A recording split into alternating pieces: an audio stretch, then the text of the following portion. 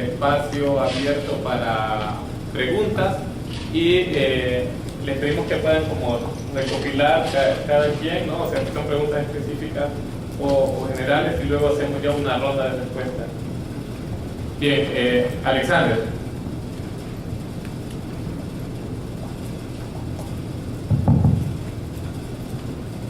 Bueno, muchas gracias. Ahorita yo estaba feliz con esta sesión, con el grado de avance del material que hay, las oportunidades fantásticas que hay para utilizar toda esta información. No quiero monopolizar las preguntas y después voy a hablar con cada uno de ustedes. Para Roberto, me gustaría saber hasta qué tamaño de cauce se puede utilizar el app. Para Ingrid, honestamente no sé por qué no quisieron publicar el material. Yo creo que la rigurosidad se puede hacer un intercambio hay fortaleza por la alta frecuencia de mediciones y por la temporalidad de los datos. Si podemos publicar un paper con timesync, no veo por qué no podríamos publicar un paper con los datos que ustedes tienen. Y para señor de CRS Duarte, me gustaría saber sobre la escalabilidad de utilizar Sentinel a regiones más grandes que lo están utilizando ahorita en Aguachapán. Y les dije que no quería monopolizar, pero lo siento. Para el compañero del mapeo digital de suelos, ¿cuánta área hay disponible que ya está hecha? ¿Solo es el área piloto o si hay algo más para el país? A mí me gustaría ver un sistema integral como SWAT, montado a nivel centroamericano, que dé alertas en base a los cambios en el paisaje. Y con este tipo de información, con una buena recolección de información, un proceso que sea transparente, no veo por qué no se podría montar un sistema que además te está dando alarmas en lo que está ocurriendo en el paisaje, que también nos diga qué está pasando con la parte hidrológica. Gracias. Gracias, Alexander. Bueno, vamos a seguir recopilando preguntas. Carla.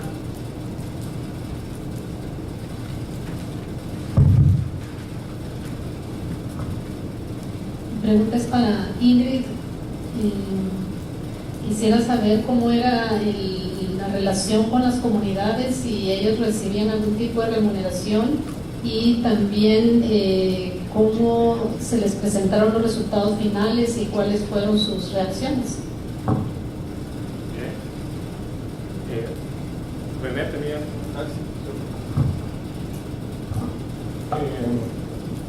Bueno, los colegas de CRS ambos, ¿verdad? Que es bueno, la información que nos presentaron. Más que todo en la pregunta anterior que hicimos de la sostenibilidad, ¿cómo ustedes están pensando asegurar la sostenibilidad de estos mapeos de suelos que están haciendo y el mapeo hidrológico para que el Ministerio de Ambiente y Agricultura sigan, digamos, haciendo esto, ¿verdad? En términos de sostenibilidad? Y para, ¿cómo se llama? Ingrid y Robert, solo básicamente, bueno, todo lo que nos mostraron ahí, si tuvieron o qué ideas nos podrían dar para generar, porque eso, digamos, toda esa información que se generó, yo creo que sería muy bueno para servicios de extensión de los Ministerios de Agricultura y de Ambiente, que, bueno, el extensionismo hace algunos años en Centroamérica pues fue muy fuerte y ha ido perdiendo, pero cómo podríamos incorporar eso más y hacer que eso trascienda fuera de los programas. Ok, gracias. ¿Alguien más? Bueno, como tenemos varias preguntas, yo voy a aprovechar de una vez a hacer una consulta también para todos. Tenemos mucha información que se está generando de datos primarios, ¿no? Pero sabemos que cuando trabajamos a nivel de escala de paisaje, asociados a datos de pérdida, de cobertura, a veces es muy difícil poder tener ese nivel de detalle a nivel de todo el territorio. Entonces ahí nos sirven mucho los modelos, ¿no? Y ahora ya Ingrid decía que, por ejemplo, factores de erosión que alguien no esperaba en esta región, pero a veces esos son los factores que estamos utilizando genéricos de otros países. Esto da una posibilidad muy grande de calibrar modelos locales, ¿no? Entonces, ¿cómo ven esa posibilidad de que más allá, está bien que pudiéramos tener un mapeo completo con ese nivel de detalle, un monitoreo, perdón, con ese nivel de detalle, pero la otra alternativa es también cómo a partir de esta información la estamos aprovechando para calibrar los modelos que si bien no nos van a dar datos precisos, pero sí nos pueden dar estimaciones de las tendencias hacia dónde va. Entonces, si tenían alguna apreciación respecto a lo que ustedes han estado levantando y si esa información podría servir. Y entonces vamos a darle espacio a cada quien para que responda a las consultas. Empezamos por uno. Muchas gracias. Bueno, con respecto a tu pregunta, Alex, fueron 20 metros de ancho los ríos más anchos que se han medido en Suiza, y nosotros tenemos experiencia con ríos hasta 8 metros. Lo importante es que siempre se puede captar todo el río, o sea, si tiene una fuente o algo, siempre es posible medirlo. O sea, la distancia máxima tiene que ser como 10 metros de arriba, más o menos. Bueno, no tira el resultado la aplicación si es muy lejos o si algo no está de acuerdo. Bueno, con respecto a la pregunta de extensionar la información, más que todo lo que estamos haciendo con respecto a la cantidad, eso sirve para las juntas de agua, para que sepan cuánto pueden sacar y cuánto realmente pueden usar para riego y cuánto deberían dejar dentro del río. Yo creo que con el tema de la calidad de agua, como tenemos esta gran plataforma, nosotros creamos un acceso para todas las instituciones, más que todo. Ahorita lo estamos alimentando no con nuestros propios datos, sino también con la red de salud, que nos dan los datos de coliformes, y eso sirve así como de intercambio también, ¿verdad? Sí.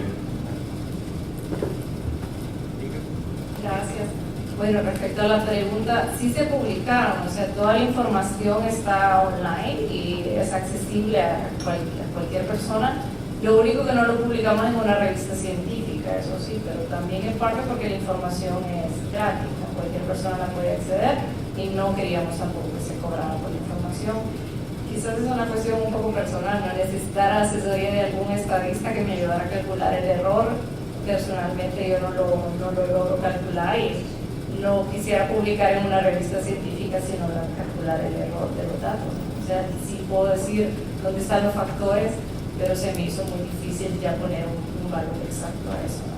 Entonces, está publicado y la idea es justamente que sirva de orientación para definir tendencias, para hacer análisis, para comparar un poco y no que vayamos a ciegas creyendo cosas que se generaron datos o simulaciones con modelos que no están ni siquiera cercanos a las realidades de nuestros países, y que por lo menos digamos, bueno, existe una medición en campo de 5 años de procesos de erosión y de filtración y de escorrentía y no concuerda con lo que se está publicando, que se está generando con estos modelos, ¿no?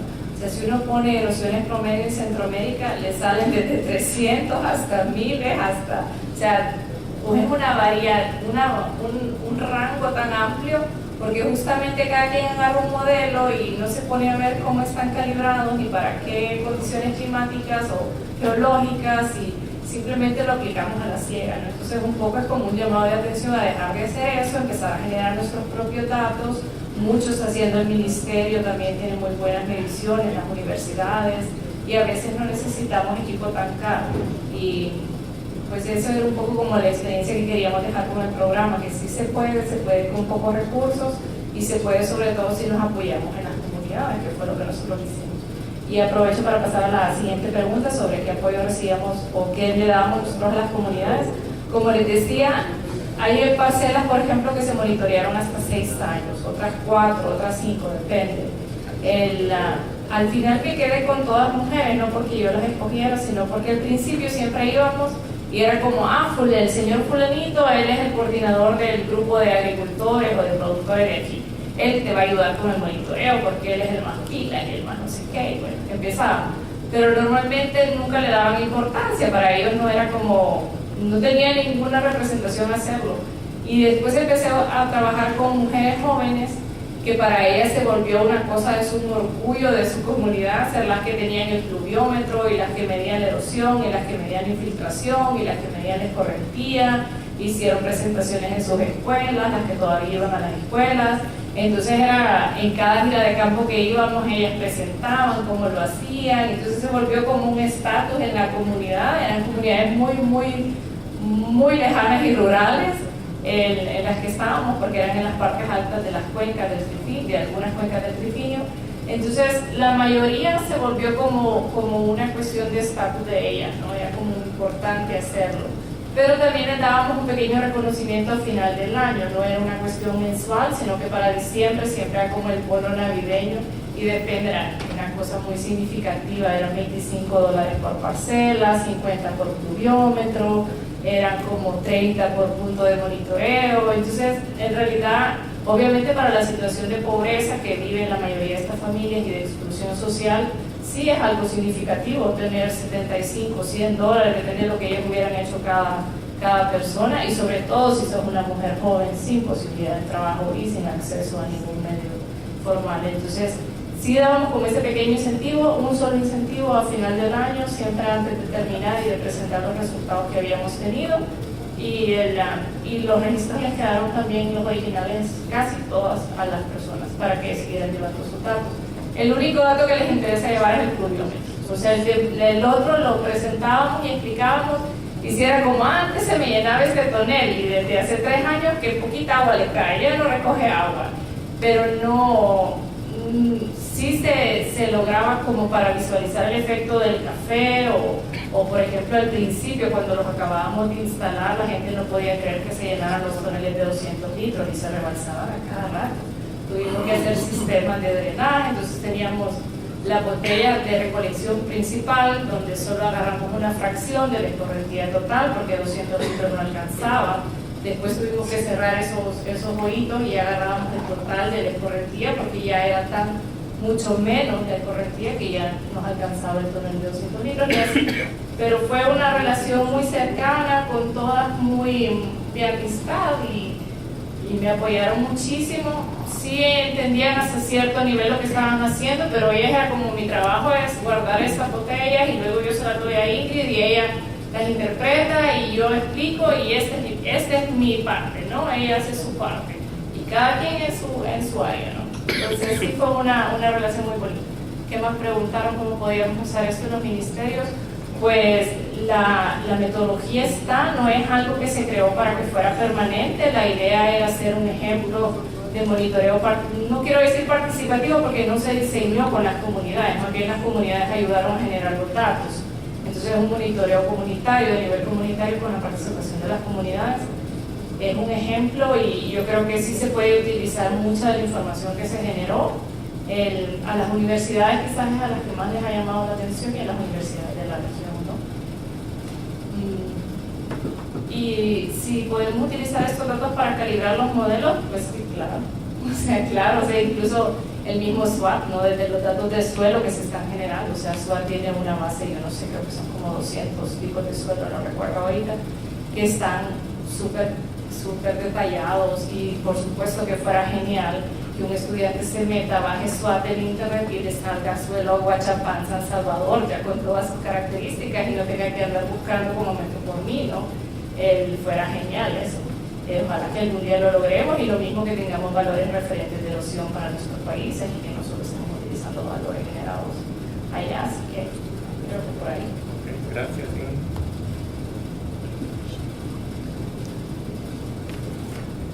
Primeramente, contestando el tema de la imagen Sentinel.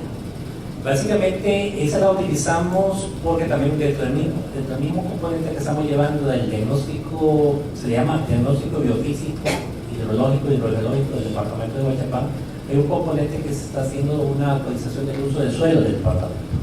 Entonces, el compañero, miembro del equipo que está haciendo la actualización del uso del suelo, optó por la imagen Sentinel, que tiene mucho detalle. Y al ver que tenía ese mucho detalle, nosotros también lo ocupamos para la identificación de las fallas del fallamiento geológico, ¿verdad? En experiencias anteriores, para otras zonas de El Salvador, queríamos utilizar unas imágenes de radar también, ¿verdad? Pero esta ha dado mucho detalle, y luego una recomendación es irla ocupando por zonas específicas, no es decir, mire, ocupémosla para todo el país, sino que por departamento o por microcuenca para ir dándole ese sentido de identificación más apropiado al tipo de imagen. Sí se puede utilizar, pero una recomendación es que fuera por máxima extensión, quizás sería un departamento. Nosotros lo ocupamos imágenes de radar en otras zonas, por ejemplo en el departamento de Chalatenango, en la cordillera del Balsa, ¿verdad? Muy específicos. Y ahora en este caso el departamento de Huachapán usamos la imagen Sentinel para básicamente para la zona sur del departamento. Entonces cuando se focaliza, porque creo que tiene una resolución de cada 10 metros, ¿verdad? Entonces la resolución y para la identificación del fallamiento era muy apropiada. De ahí había una pregunta sobre la sostenibilidad. Sí, yo creo que el mayor trabajo ya se ha realizado aquí en el país, ¿verdad? Me tocó la oportunidad de trabajar sobre el mapeo hidrogeológico a nivel nacional, ¿verdad? Entonces esa es la base que partimos, que es una escala 1/100,000. Ahora para el caso del departamento de Huachapán ya es una actualización en escala 1/50,000, ¿verdad? Pero partimos de la base ya existente, que es el mapa hidrogeológico del país. Eso, claro, si no tuviéramos eso, partir de cero sí fuera un poquito más complicado. Las actualizaciones que se pueden ir dando sobre los mapas hidrogeológicos, la información ya se encuentra. O sea, lo que pasa es que está dispersa en diferentes instituciones. De ir a buscar la una, ir a buscar la otra, procesarla, analizarla y ya plasmarla, ¿verdad? Es mucho más costo, mucho más bajo, ¿verdad? Solo que hay que tener el nivel de interpretación de esa información, quizás lo que puede ser un poquito más elevado, para lograr este tipo de actualización, ¿verdad? Pero las informaciones, la capa base, ¿verdad? Ya existe. Y eso es lo que ayuda. Si no tuviéramos eso, si fuera, el costo fuera muchísimo más elevado.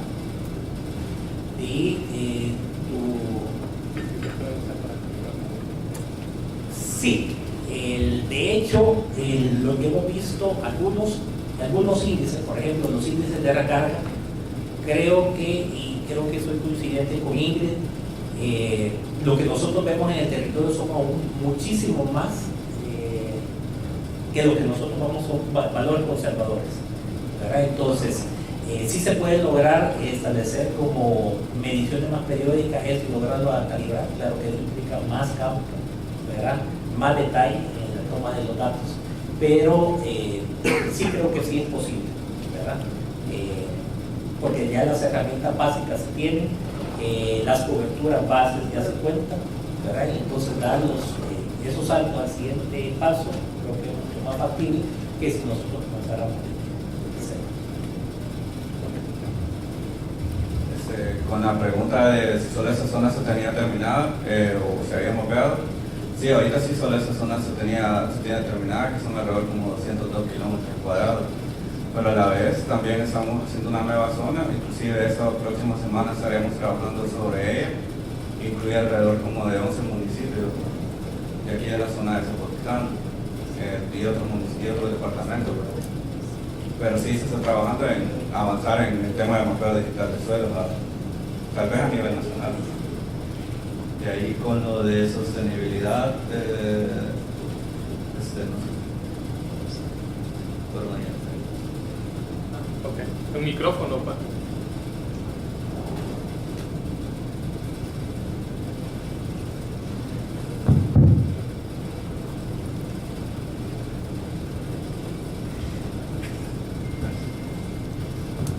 Bueno, voy a complementar a Fernando. Sobre el tema de sostenibilidad, quizás tres cosas sobre este punto. Desde que se inició el proceso con el equipo del Dr. Owens,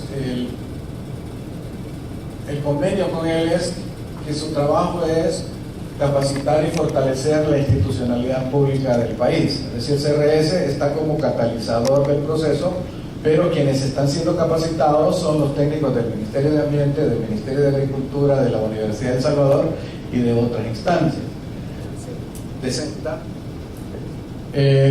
la información la tienen las instituciones del sector público. Nosotros como CRS no tenemos la base de datos porque no es ese nuestro papel, sino facilitar los procesos.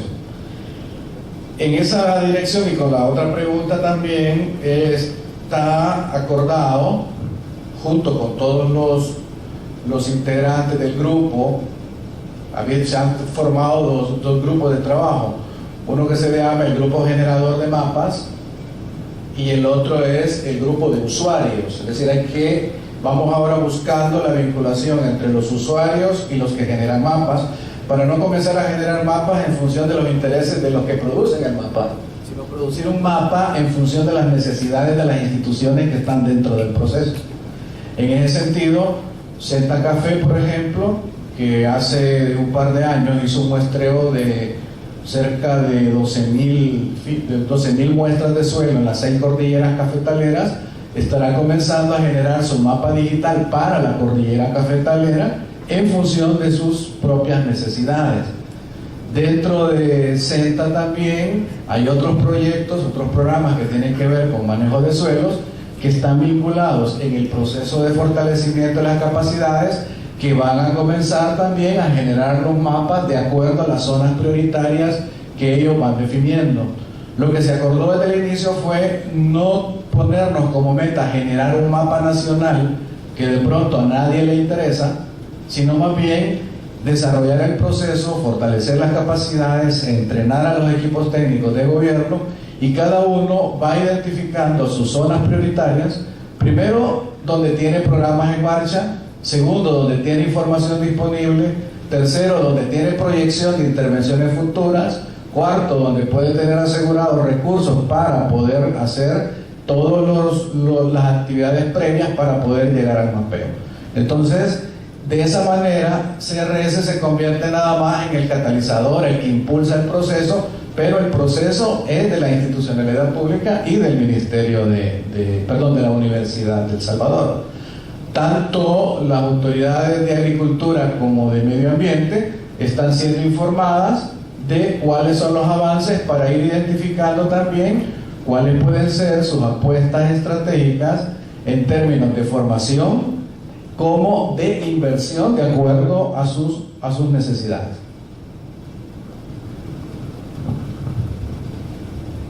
Bueno, gracias. Solamente tal vez para finalizar una reflexión, me gustó mucho el tema de este ejemplo de este segmento de la roca fracturada, ¿no? Donde el flujo es transversal, pero no es necesariamente paralelo al flujo superficial. Y estaba pensando en todo el tema de focalización de intervenciones para restauración, ¿no? Cuando uno está diciendo, quiero mejorar las condiciones de infiltración en la parte baja, entonces yo tengo que intervenir en la parte alta, y siempre estamos pensando en una lógica de flujo superficial, ¿no? Y este es un ejemplo concreto de que no necesariamente, claro, hay una mejora, pero posiblemente no donde la estoy esperando. Y aquí es donde toma relevancia el tema del enfoque de intervenciones con enfoque de paisaje, ¿no? Como decía René en la mañana, no es el hecho solamente de ir a plantar árboles y llenar mi territorio de árboles, sino también cómo esas conexiones funcionales pueden ser útiles. Y terminando también, retomo las palabras de Alexander, de esa idea de un esquema de alerta, de un sistema de alerta que esté asociado a las funciones del paisaje, ¿no? Es decir, ¿qué pasa si aumento cobertura? ¿Qué pasa en estas áreas de aumento de cobertura en eventos extremos? Por ejemplo, en una precipitación alta, ¿cuál va a ser el comportamiento? Y luego poder hacer esas simulaciones que nos permitan anticipar, ¿no? ¿Qué es lo que puede pasar con la intervención que estoy haciendo? Así que solamente lo dejo por ahí, teniendo en cuenta que los datos son útiles, lo que se está generando, pero si esa información no se llega a establecer en instrumentos que nos permitan tomar decisiones asociadas a los procesos que estamos haciendo, pues vamos a seguir llenándonos de datos, pero no vamos a tener la utilidad que queremos, y por eso es que estamos acá. Y excelente, ¿no? Todas las presentaciones. Entonces lo dejo por aquí y pasamos al siguiente bloque. Okay, muchas gracias, Albert. Bueno, antes de que se vayan, ya se los veo pararse.